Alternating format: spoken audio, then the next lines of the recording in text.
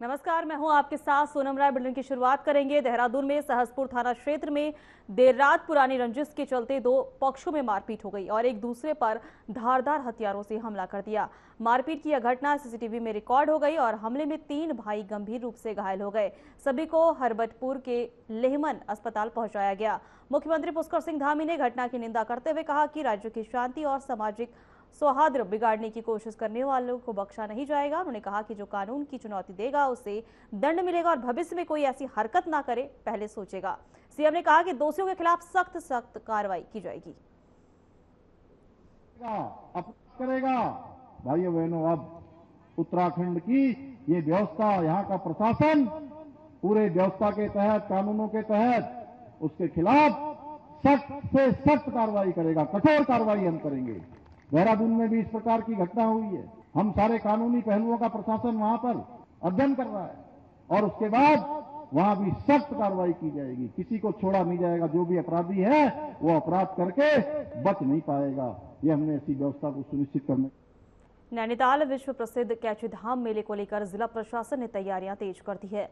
हर साल लाखों श्रद्धालु बाबा नीम करोली महाराज के दर्शन के लिए पहुंचते हैं। इस दौरान यातायात व्यवस्था को सुचारू रखना और सर्वोच्च प्राथमिकता है। जिलाधिकारी ने निर्देश दिए हैं कि मुख्य मार्गों पर किसी भी प्रकार का भंडारा या प्रसाद वितरण नहीं होगा। आयोजकों को निजी परिसर या निर्धारित स्थानों पर ही व्यवस्था कर सकेंगे। नियम तोड़ने पर कार्रवाई होगी और प्रशासन ने श्रद्धालुओं से सहयोग।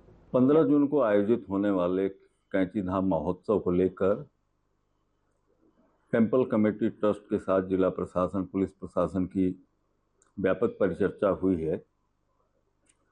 यातायात को नियंत्रित करने के लिए, उसे रेगुलेट करने के लिए शटल सेवाओं का संचालन किया जाएगा। जो बाहर से आने वाले श्रद्धालु हैं उनकी सुविधा के लिए शटल सेवा।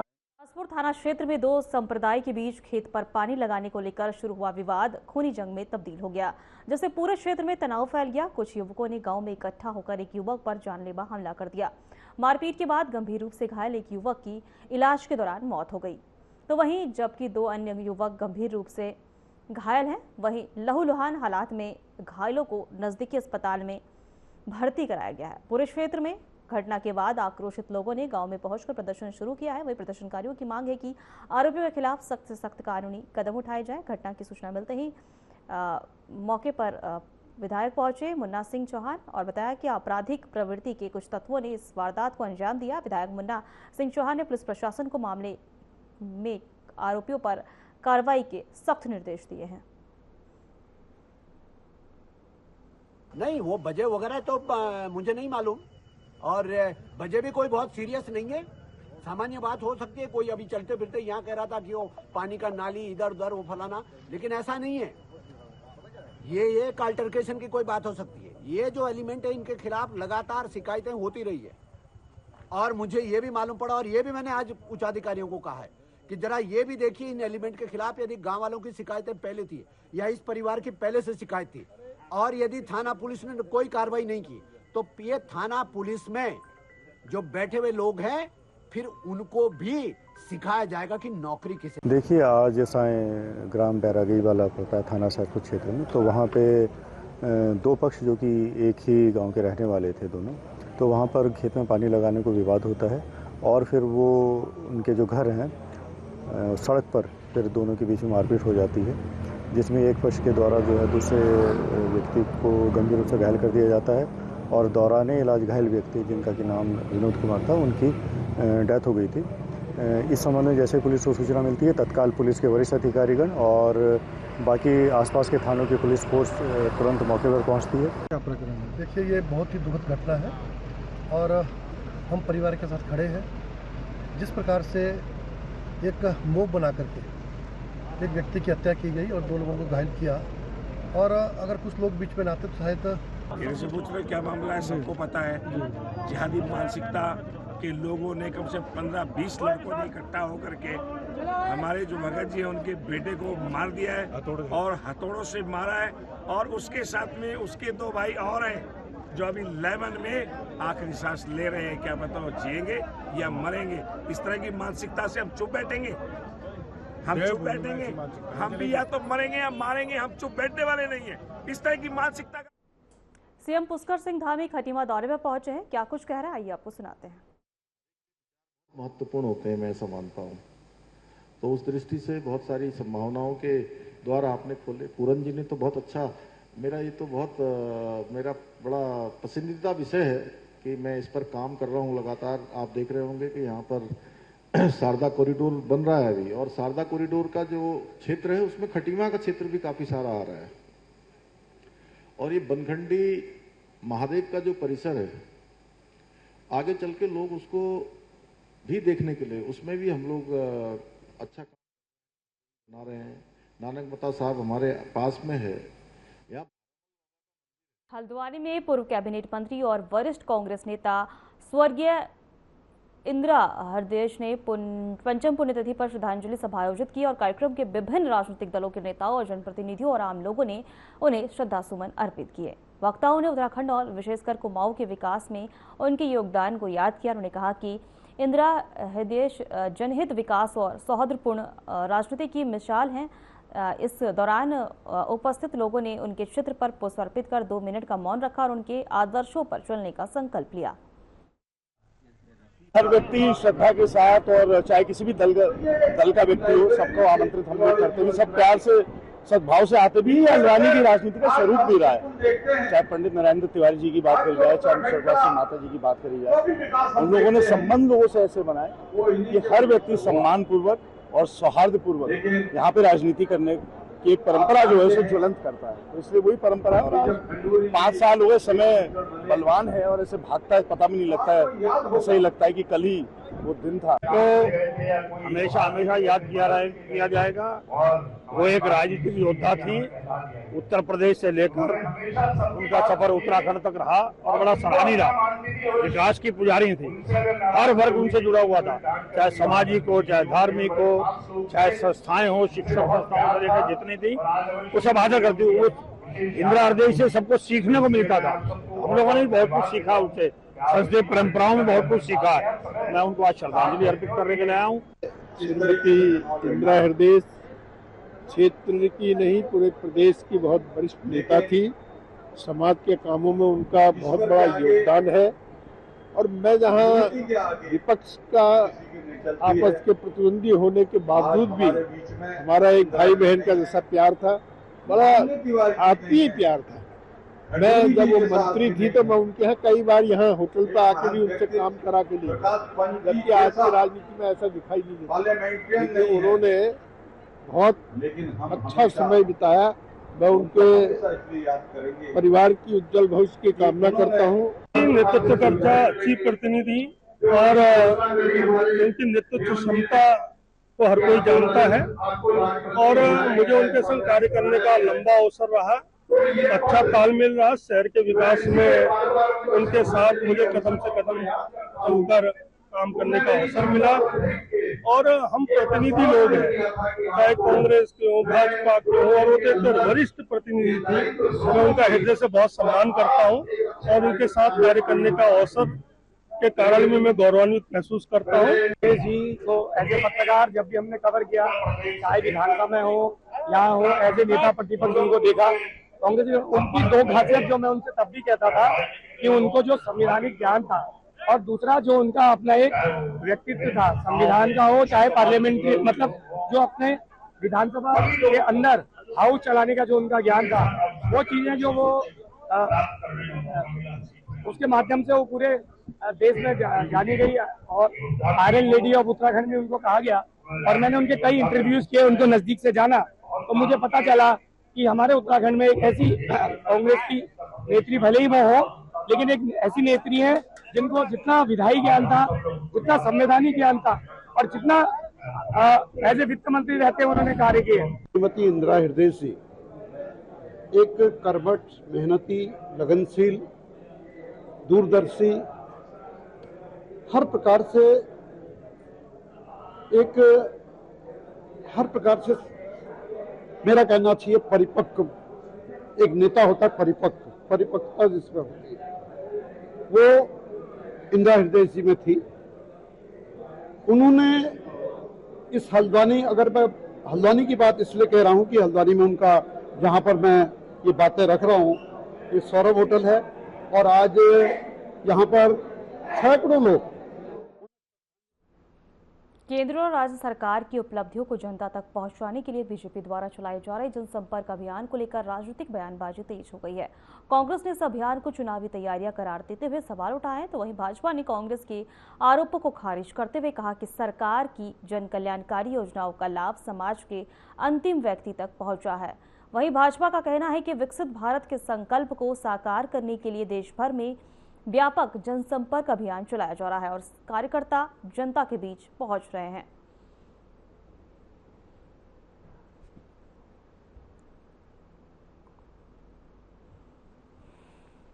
देखिए, केंद्र सरकार की और प्रदेश सरकार की उपलब्धियां बताने के लिए भाजपा 24 घंटे प्रोपेगेंडा चलाती है, सोशल मीडिया का दुरुपयोग करती है, मीडिया मैनेजमेंट करती है। भाजपा के कार्यकर्ताओं को आप जो है प्रचार में ही झोंक करके रखते हैं।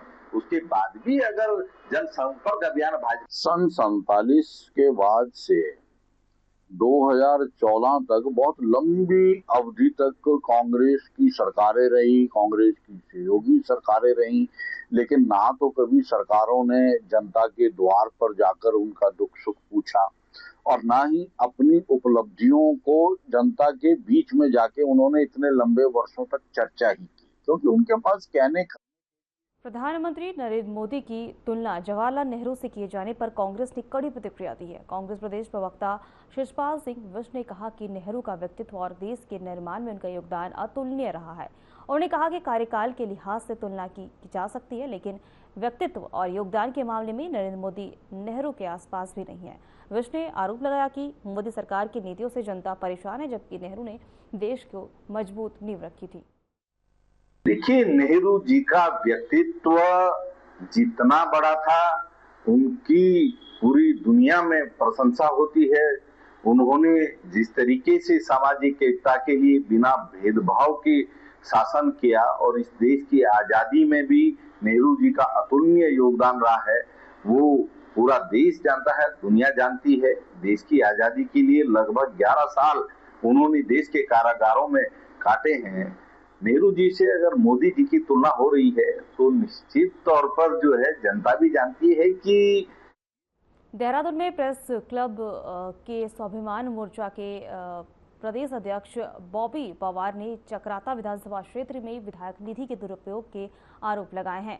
उन्होंने कहा है कि कई विकास कार्य केवल कागजों में ही दर्शाए गए हैं, जबकि मौके पर उनके प्रमाण नहीं मिले हैं। वहीं बॉबी पवार ने फर्जी बिल, जियो टैगिंग ने अनियमितताएं और भुगतान प्रक्रिया में गड़बड़ी किया।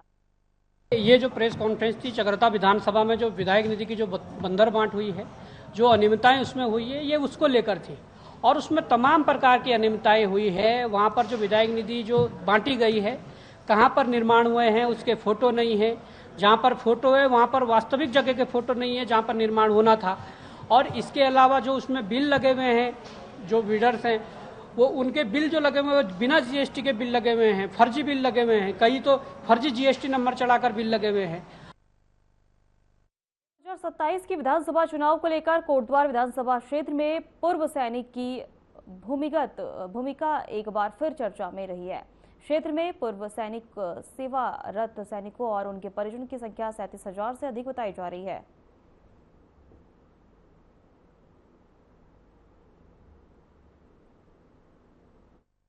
पहले तो पूरा उत्तराखंड एक सैन्य बहुल्य क्षेत्र है और कोटद्वार उसमें, विशेषकर कोटद्वार उसमें एक बहुत ही महत्वपूर्ण है। यहाँ पर परोक्ष और अपरोक्ष रूप से 37,262 पूर्व सैनिक और उनके आश्रित रहते हैं। इसमें तीनों सेनाएं, अर्धसैनिक बल और सब है इसमें मिला। देहरादून में विशेष गहन पुनरीक्षण अभियान के तहत मतदाता जागरूकता कार्यक्रम आयोजित किया गया। इस अवसर पर जिलाधिकारी डॉक्टर आशीष चौहान ने जागरूकता रथों को रवाना किया। ये रथ विभिन्न क्षेत्रों में जाकर लोगों को अभियान की जानकारी देंगे। जैसा कि Dehradun as a capital town लगभग हमारे जो वोटर्स का नंबर है 13,76,000 के आसपास है और अभी हम लोगों ने रफली अराउंड 50% मतलब 46% है और 6 लाख से ऊपर का अभी तक हम लोगों ने एनुमरेशन फॉर्म्स डिस्ट्रीब्यूट कर दी हैं। तो हम रेगुलरली इसको मॉनिटर भी कर रहे हैं और BLOs जिनकी संख्या लगभग 1800 के आसपास है, तो उनको लगातार हम लोग मदद। उत्तराखंड के अधीनस्थ सेवा चयन आयोग को स्नातक स्तरीय लिखित परीक्षा को शांतिपूर्ण और निष्पक्ष ढंग से कराने के लिए पौड़ी पुलिस ने सभी तैयारियां पूरी कर ली है। एडिशनल एसपी मनोज ठाकुर ने बताया है कि परीक्षा केंद्रों पर बायोमेट्रिक सत्यापन, सीसीटीवी निगरानी और जैमर की व्यवस्था की गई है। जनपद में बनाए गए 26 परीक्षा केंद्रों पर पर्याप्त पुलिस बल तैनात रहेगा। प्रशासन का उद्देश्य परीक्षा को पूरी पारदर्शिता और सुरक्षा के साथ संपन्न कराना है, ताकि किसी भी प्रकार की अनियमितताएं ना हो।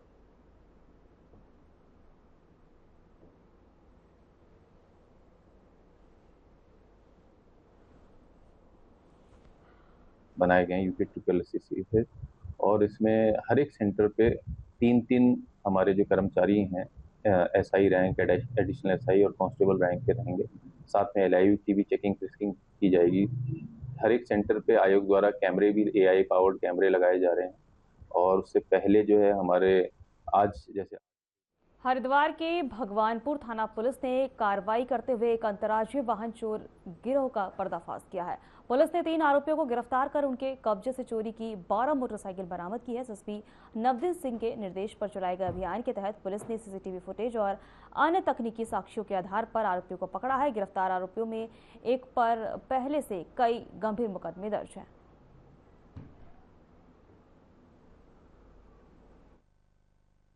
जो खेलपुर रोड से संदिग्ध पकड़े गए थे कुलदीप सैनी, कुलदीप कुमार और मुनव्वर, और इनकी कस्टडी से टोटल 12 चोरी के 2 पहिया वाहन बरामद हुए हैं। और इसमें इम्पोर्टेंट बात यह है कि इसमें एक एक्यूज है जिसके ऊपर ऑलरेडी 11 मुकदमे हैं और एक एक्यूज है जिसके ऊपर 2 मुकदमे हैं। तो पहले से ये इनका लंबा चौड़ा आपराधिक इतिहास है। तो 12 इन पर मोटरसाइकिलें बरामद हो चुकी हैं। इनके हल्द्वानी के नैनीताल रोड स्थित एक रेस्टोरेंट में अचानक भीषण आग लगने से अफरा तफरी मच गई। आग की लपटें और धुआं दूर तक दिखाई दिया। सूचना मिलते ही दमकल विभाग की टीम मौके पर पहुंची और कड़ी मशक्कत के बाद आग पर काबू पाया।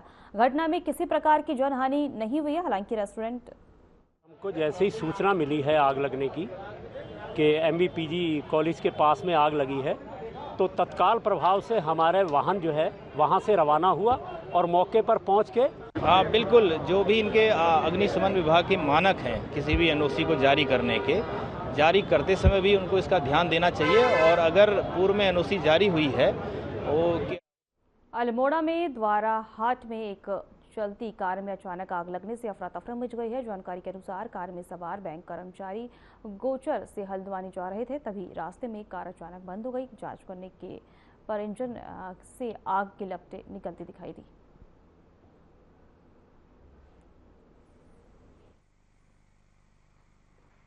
लालकुआं में तराई केंद्रीय वन प्रभाग की टांडा रेंज में तैनात वन क्षेत्राधिकारी रूप नारायण गौतम अपनी सख्त कार्यशैली और वन तस्करों के खिलाफ लगातार कार्रवाई को लेकर चर्चा में है। करीब 30 वर्षों की सेवा के दौरान उन्होंने अवैध कटान और तस्करी के खिलाफ कई अभियान चलाए हैं, जिसमें बड़ी मात्रा में अवैध लकड़ी जब्त की गई है और कई तस्करों के खिलाफ कार्रवाई हुई है। देखिए, नवंबर 22 में मैं यहाँ तैनात हुआ था और नवंबर 22 से अगर मैं अपना कार्य की गुणगान करूँ तो मेरे द्वारा इस क्षेत्र में बहुत बड़े पैमाने पर जो खैर तस्करी हो रही थी उस पर लगाम लगाई गई है। थराली सुना, पैनगढ़ और मोटर मार्ग पर प्रमाणित नदी में 2023 की आपदा में पुल बह जाने के बाद ग्रामीणों को भारी परेशानी झेलनी पड़ी थी। भूमि और मुआवजा विवाद के कारण वैली ब्रिज निर्माण कार्य रुका हुआ था। ये थराली से और पैनगढ़ की जो मोटर मार्ग था उस पर हमारा प्राणमती में एक वैली ब्रिज था और ये पिछले 13 तारीख अगस्त 2023 को ये बह गया था और तब से लगातार ये कोशिश की जा रही थी कि यहाँ पर करूँगा आपका चयन। आप एक विगत 4 सालों से जिस पुल की इंतजारी थी, जिस पुल के लिए हमारे 500,000 संख्या के लोग 4 ग्राम सभाओं के लोग इंतजार कर रहे थे, उस हर चीज़ का संजोग होता है। ये पुल ऑलरेडी यहाँ पे हमारा सॉर्ट आउट हुआ है, तो ये विधायक जी के सौजन्य से हुआ है। उन्होंने हमसे कई बार बात करी इस संदर्भ में, क्योंकि हम तो सड़क के लिए हमने पहले भी मना नहीं किया था, हम नीचे सड़क देने को तैयार थे, लेकिन पता नहीं किसी गलती की वजह से ये सड़क जबरदस्ती ऊपर से आ रही थी। तो हमने फिर कई बार विधायक जी से वार्तालाप करी, तो उन्होंने कहा कि मैं इस मामले को सॉर्ट आउट करवाऊंगा। तो आज उन्हीं के द्वारा जो है कि ये मामला सुलझ पाया है। मानसून और चारधाम यात्रा के पीक सीजन को देखते हुए परिवहन विभाग ने सुरक्षा व्यवस्था कड़ी कर दी है। वहीं चारधाम मार्ग पर विशेष वाहन चलाने वालों पर कार्रवाई की बात कही गई है।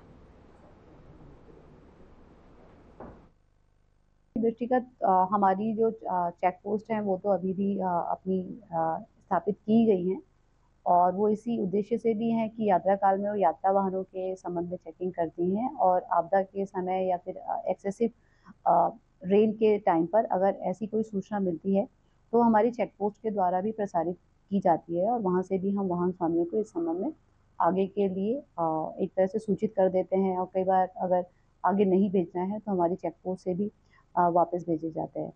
इसके अतिरिक्त हमारे जितने भी चारधाम मार्ग है वहाँ उन रूट्स पर हमने पहले से ही अपने एनफोर्समेंट स्क्वाड भी तैनात किए हुए हैं। फिलहाल हमारे खास बुलेटिन में इतना ही। नमस्कार।